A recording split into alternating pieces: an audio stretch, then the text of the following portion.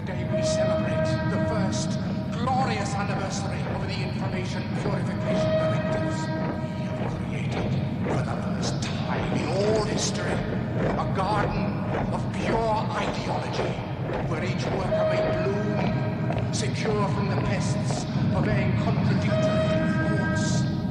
Our unification of thoughts is more powerful a weapon than any fleet or army on earth. We are one people, with one will, one resolve, one cause. Our enemies shall talk themselves to death, and we will bury them with their own confusion. We shall prevail.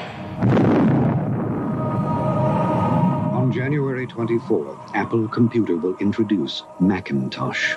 And you'll see why 1984 won't be like 1984.